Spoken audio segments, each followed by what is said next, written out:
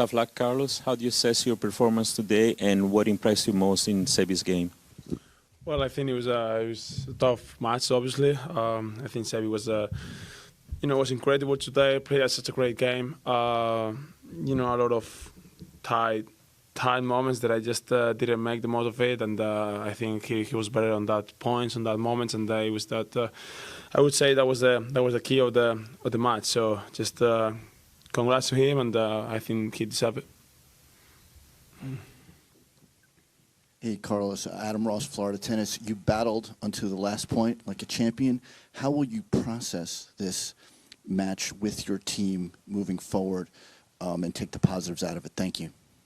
Well, I think I just played a good match, I would say.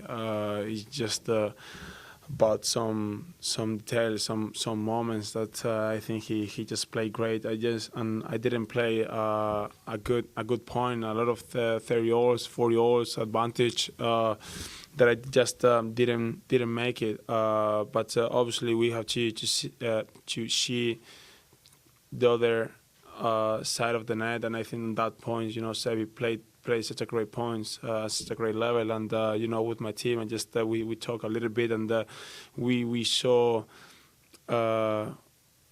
in our part in our game what I did great and what I did good, and I would say what I was practicing.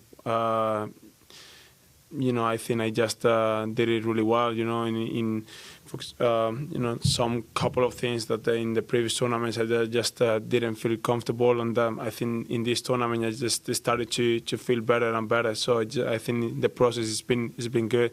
Besides, the loss today, but I think I'm still in the right way. Carlos, when you're coming up and you're playing like the world number one, is that something you look forward to as a challenge, no pressure? And conversely, like Sebi, do you feel like now that you're number one, that it's less pressure for the guy playing you than yourself?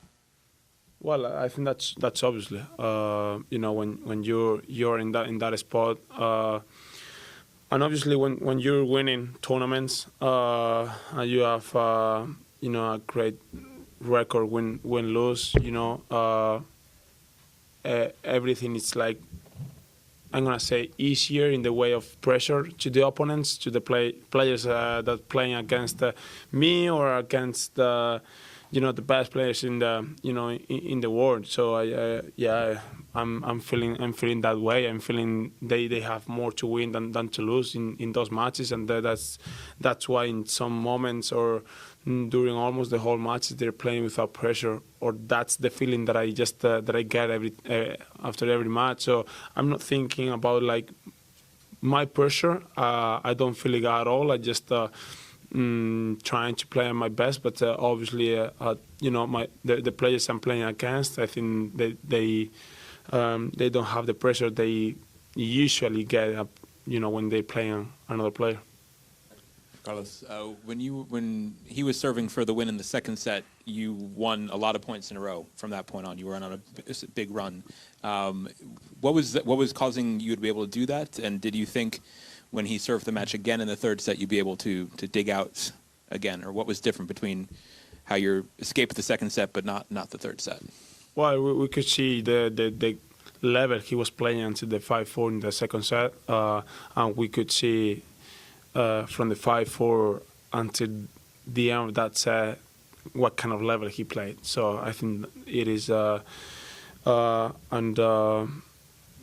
Yeah. I mean, I would say that you could see the difference. It was a big difference, about the level he was playing and that at that moment.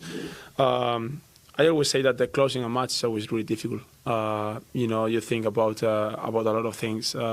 Probably you're not as relaxed as you could feel when you're playing during the whole match. It's like everything comes to you, and it's really difficult to deal with it. So I could feel the difference, and he just made 3 mistakes in a row that he didn't make it, in the whole match, and I just tried to I just made the more of it. I was to stay there. I knew that, and I was trying to put as much ball in as I could, and it works, to be honest. But on 5-4 in the third set, I think he just knew what he has to do.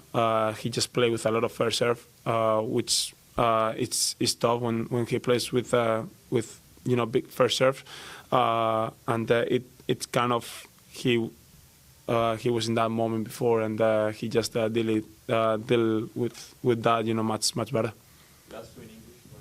Hey Khalid, bad luck. I thought you fought really well to force a third set, but there were times when you were obviously frustrated on the court.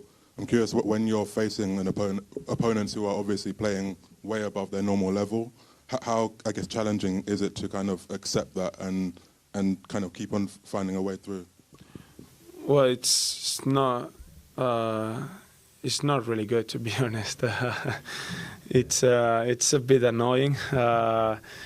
But you have to accept it. You have to keep it going and try your best. I think luckily I have a lot of weapons. I have a lot of things that I can do on the court, trying to let him uncomfortable. Which today, to be honest, I couldn't find that way.